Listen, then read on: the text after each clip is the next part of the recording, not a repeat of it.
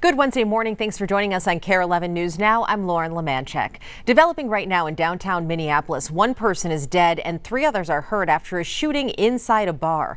It happened just before midnight near South 4th Street and 4th Avenue South, right by the federal courthouse and a few blocks from U.S. Bank Stadium. Investigators say a fight inside the bar escalated into shots being fired. A 21-year-old man died from his injuries. 3 other people, a man and 2 women, were hurt and taken to the hospital. Police said they arrested 1 man for obstruction, but have not made any arrests connected to the shooting itself. Breaking news out of Robbinsdale as another shakeup hits the area's school board. In the last few hours, we learned Director Kim Holmes resigned. She's now the 2nd board member to step down. Holmes says the decision came after the school board dissolved a temporary safety and security committee. She also cited an unknown act of intimidation as another reason for leaving. Happening today, former FBI Director James Comey is being arraigned. He's charged with making false statements to Congress and obstruction of a congressional proceeding.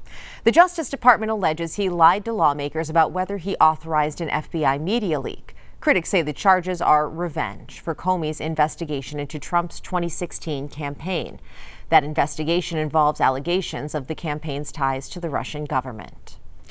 Taking a look now from our nation's capital this morning as the government shutdown enters its 2nd week. Right now, there are growing delays at airports, bringing the everyday effects into focus. This is video from late night last night from O'Hare in Chicago, where worker shortages led to ground delays for hundreds of passengers. Democrats insist there will be no deal to reopen the government unless Republicans negotiate over health care needs. And they have a surprising new ally from the right. All as President Trump is floating the idea of not giving furloughed federal workers back pay when the government reopens. Here's NBC's Alice Barr with the latest. Good morning. The decisions made here in Washington can feel far away from a lot of Americans' daily lives, but this shutdown is changing that quickly as consequences ripple across the country.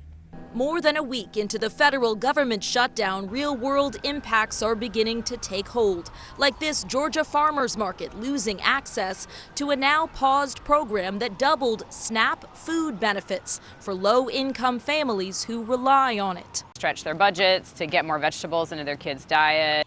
While across the country, travelers starting to see delays pile up at a growing number of major airports because of staffing shortages. Air traffic controllers, already in short supply, have to work without pay in a shutdown, and some are calling out sick amid shutdown stress. We've got houses, mortgages, car payments. They have to put food on the table. They're concerned they might not get a paycheck. And while the controllers union is adamant there is no organized sick out. Absolutely not. A TSA local union president in Atlanta acknowledges some TSA agents had to work other jobs during the last extended shutdown. Some of them did elect to do like Uber, DoorDash. Federal employees are feeling like pawns right now. Hundreds of thousands more federal workers are home on furlough. And now President Trump is suggesting they might not receive back pay, despite a federal law that mandates it. For the most part, we're going to take care of our people. There are some people that really don't deserve to be taken care of, and we'll take care of them in a different way. Democrats vowing to fight that move while holding firm that health care provisions have to be part of a deal to reopen the government. Outspoken conservative Representative Marjorie Taylor Greene now agreeing, saying that without extended Obamacare subsidies, her adult children's insurance premiums will double. Federal law enforcement officers and 2 million members of the military are also now working without pay. And the Speaker of the House suggested he's open to trying to come up with emergency pay, at least for the troops. In Washington, I'm Alice Barr. Back to you. Well, the impacts are not being felt yet at Minneapolis International Airport, despite air traffic controllers working without a paycheck. Paul Jackson's a retired airline pilot. He says your safety is not at risk, even if there are fewer air traffic controllers working. The services are still there to get them in. They may be greatly curtailed. It is not uncommon for air traffic control facilities to be shuttered. It happens every night at many airports. Minneapolis stays open 24/7, but Flying Cloud over in Eden Prairie closes at 10 or 11 o'clock, depending on the season. And it reverts back to an uncontrolled airport, and the airspace is then owned by the approach controllers. The last government shutdown in 2019 went on for 35 days, and air traffic controllers played a key role in President Trump ending it. News reports at the time say major disruptions at airports tipped the scales. All eyes are on Chicago this morning as we wait for the National Guard to deploy into the city. Right now, those troops are just outside the city training. And some reports are saying the troops could begin their assignments as early as today. Michelle Beck's at the live desk with what she's learning.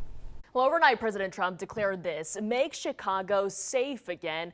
That appears to be in tandem with the FBI director making a trip out of Illinois, and the Texas governor saying the guardsmen from his state are now there too, on the ground and ready to go. While all that played out in his state yesterday, J.B. Pritzker, the governor of Illinois, was actually in Minneapolis for a pre-planned event.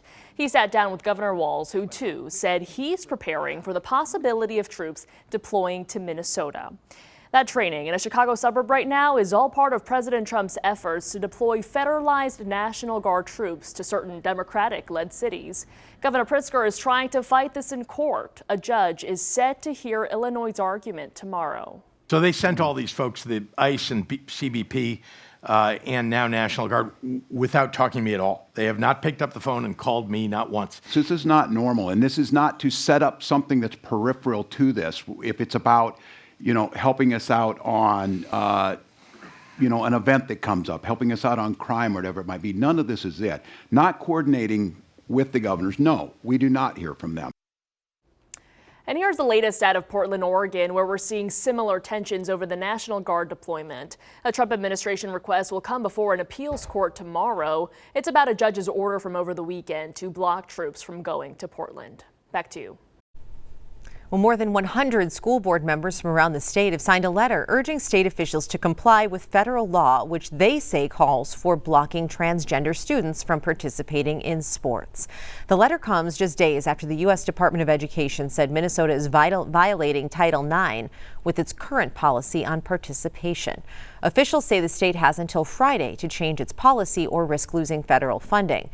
While they have opposing views, those on both sides say it's about student safety.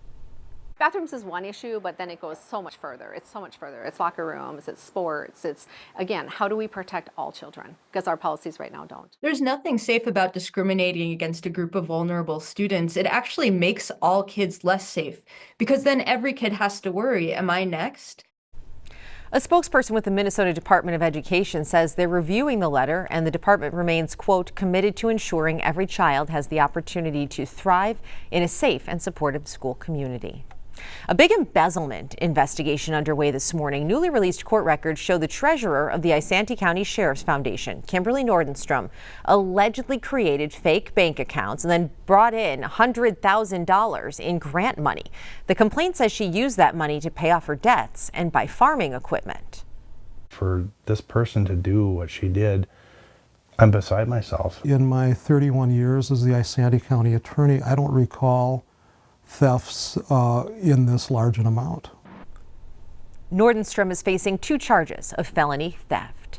The city of Anoka's social district is now open year-round. The Anoka City Council just voted to expand the program, so that means you're now free to sip and stroll throughout the year. The only exception is the social district won't be open for Anoka's annual Halloween parades in October. The cities of Shakopee and Stillwater have also since launched their own social districts. Stick with us. We've got more news and weather coming up after the break.